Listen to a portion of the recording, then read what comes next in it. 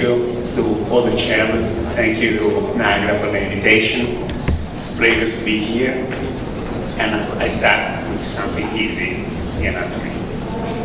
I try to correlate anatomy and imaging. Start.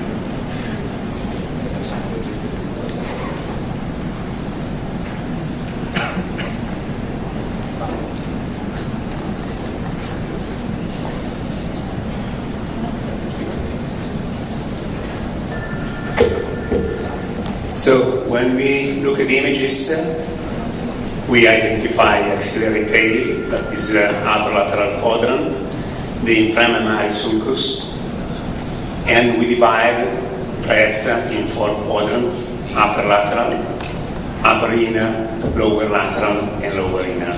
Something very easy. The breast is composed from fat tissue and parenchyma stromal tissue, glandular tissue. The fat is in front of the glandular tissue to defend the mammary gland, and into the fat we can recognize the suspensory ligaments of Cooper. That could be very important when we perform ultrasonography also in case of cancer. And we have a fat behind the glandular tissue in the retromammarius. The glandular tissue has a cold morphology with the apex of the nipple, as you can easily see and you know, and consists in about 15-20 lobes, divided in lobules and in achini. I think it's very important to know very well the anatomy to understand the images. For instance, when you look at microcalcification, that's a paraphysiological events, we see calcium deposited in the mold, and they are round exactly as the morphology of the lobule. So, in the case of benign microcalcification, you can recognize the mold of the acini. And then the acini produce serum or milk, and is collected from lactiferous ducts that divided the extralobular terminal ducts, intralobular terminal ducts, and ductules that are the smallest. And they are also important because of microcalcification, because when we have BCIS, we can recognize microcalcification with the morphology of the mold of the duct, as in this case with a dendritic aspect of microcalcifications, because they are into the ducts.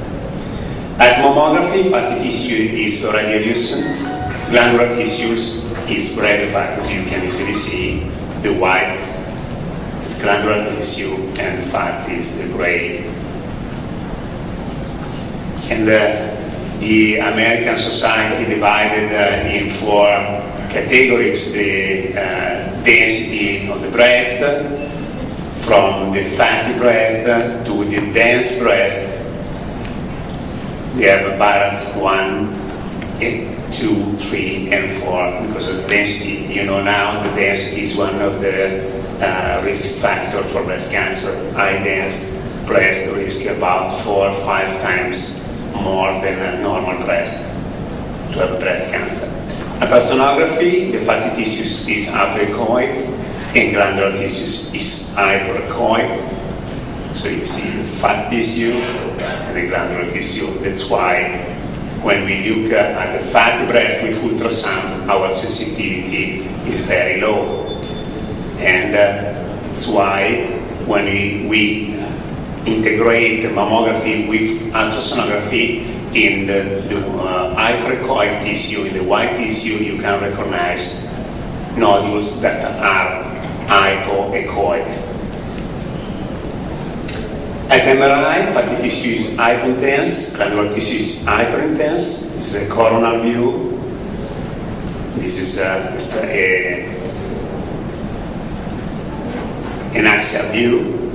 You see the parenchyma is gray and the fat tissue is white. About the ducts, usually we don't see the ducts because they are faintly radiopaque at mammography. We don't see the ducts if they are not enlarged at ultrasonography. But if they are dilated with liquid inside, we can easily recognize the duct at ultrasonography, because if inside the ducts there is a liquid, we see an anechoic image, and if we have incorporated liquid inside, dense liquid inside the duct, we see an hyperechoic image, and we can easily recognize some ducts at mammography because of dilatation. But we can also see the ducts thanks to galactography, introducing contrast media into the duct. What about MRI? We can recognize ducts also at MRI only if they are dilated and if they contain liquid. We can easily see the liquid in T2 weighted images that are hyper-intense. But if we have blood, also, as in this case, we can easily, this is the cancer, this is the blood into the duct going to the nipple, and we can easily see the duct with blood inside, also in T1 weighted images, without contrast media. The nipple is cylindrical projection with 5 grooves with small holes corresponding to the orifices of the duct, and normally is everted. This is an important sign to recognize cancer when the nipple is not everted. Around the nipple there is the areola that with a darker skin, and into the areola, on the surface of the areola, we can recognize some small bumps that are Montgomery glands. And as a radiologist, we have to know that sometimes the glands can be blocked, and we can recognize a small cyst in this area. The nipple is faintly radiopaque, as you can see here. And it could be a problem at ultrasonography because often we have a posterior acoustic shadowing. This is the nipple, and this is the shadow. Sometimes it's worse than this image. When the nipple is inverted, as in this case, it can be like a nodule, and we have to know it. At MRI, because of the eye vascularization, the nipple is usually enhanced, so we have to look at the other breast and see if they are symmetric, and this is the most important sign. About vascularization, we have the internal mammary artery from the subclavian artery, for the vascularization of medial region. The lateral region is vascularized from external mammary artery, from the axillary artery, and then we have in the posterior region of the breast intercostal arteries. Concerning veins, we have from mammary internal vein going to the anonyma vein, and mammary external vein going to the axillary vein, and then again intercostal veins. So it's a very vascularized organ. To see the vessel, we see the vessels at mammography only if they are dilated, as in this case. You can recognize very well vessels, or if they are calcified, with calcified walls, as in this case.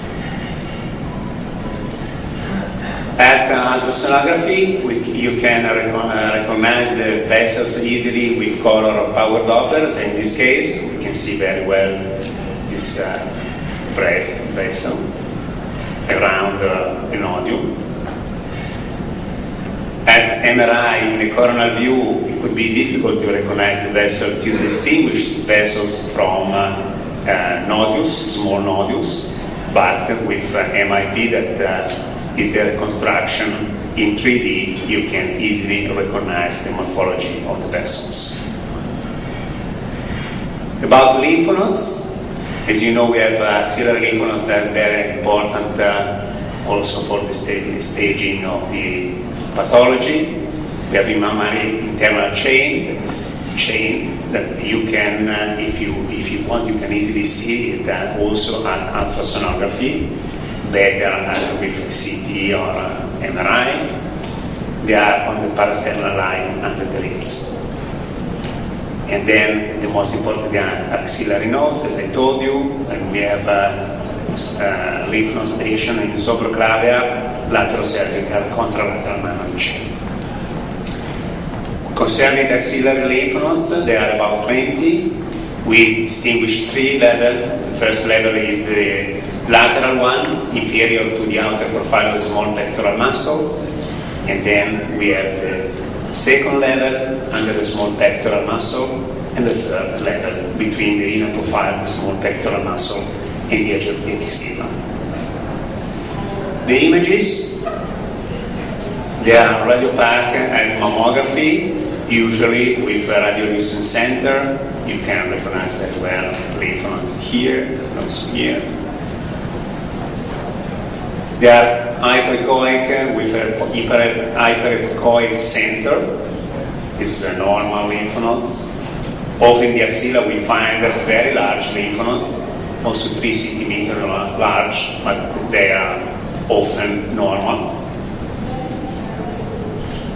And at MRI, you recognize the lymph nodes because of they are hypointense without contrast media, and after contrast medium injection, you can recognize the center that is hyperintense. Sometimes we have intramammary lymph nodes. They have the same aspects than the lymph nodes seen in the axilla. There could be a problem at MRI because, especially at the beginning of the history of breast MRI, the false positive findings were often normal lymph nodes into the parenchyma. And this is all about the anatomy. Thank you for the attention.